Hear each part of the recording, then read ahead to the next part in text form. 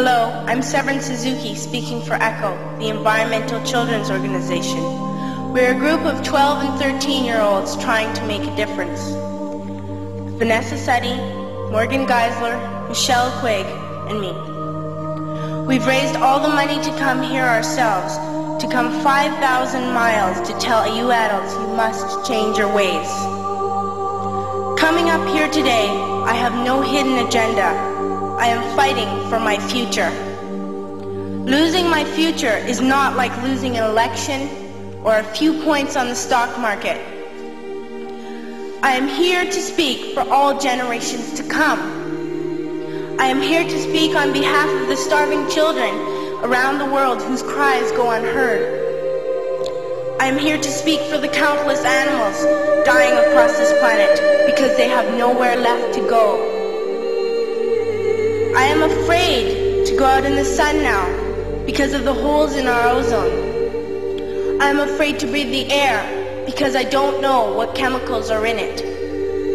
I used to go fishing in Vancouver, my home, with my dad, until just a few years ago we found the fish full of cancers.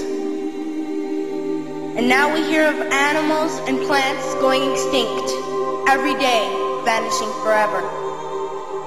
In my life, I have dreamt of seeing the great herds of wild animals, jungles and rainforests full of birds and butterflies.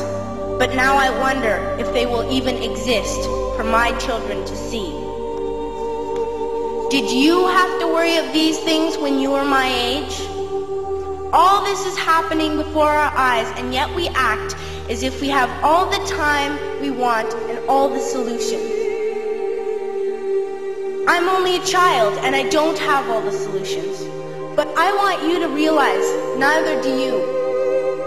You don't know how to fix the holes in our ozone layer. You don't know how to bring the salmon back up a dead stream. You don't know how to bring back an animal now extinct. And you can't bring back the forest that once grew where there is now a desert. If you don't know how to fix it, please stop breaking it. Here, you may be delegates of your government, business people, organizers, reporters, or politicians, but really, your mothers and fathers, sisters and brothers, aunts and uncles, and all of you are someone's child. I'm only a child, yet I know we are all part of a family, 5 billion strong, in fact 30 million species strong. And borders and governments will never change that. I'm only a child, yet I know we are all in this together and should act as one single world towards one single goal. In my anger, I am not blind, and in my fear, I am not afraid of telling the world how I feel. In my country, we make so much waste. We buy and throw away, and yet northern countries will not share with the needy. Even when we have more than enough, we are afraid to share.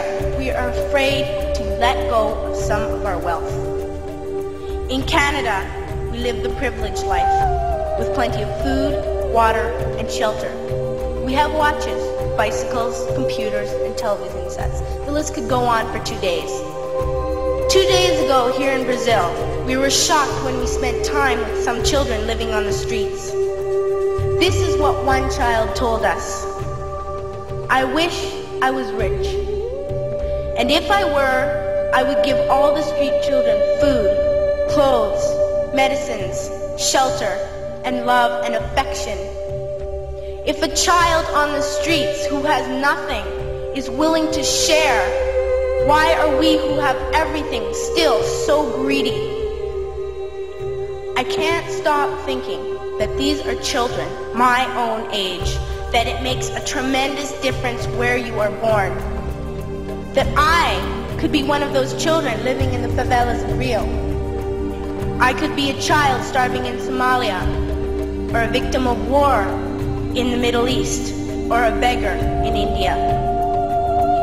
I am only a child, yet I know if all the money spent on war was spent on finding environmental answers, ending poverty, and finding treaties what a wonderful place this earth would be.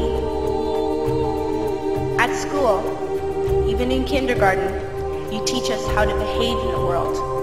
You teach us not to fight with others, to work things out, to respect others, to clean up our mess, not to hurt other creatures, to share, not be greedy.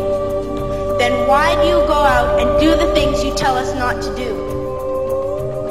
Do not forget why you are attending these conferences, who you're doing this for.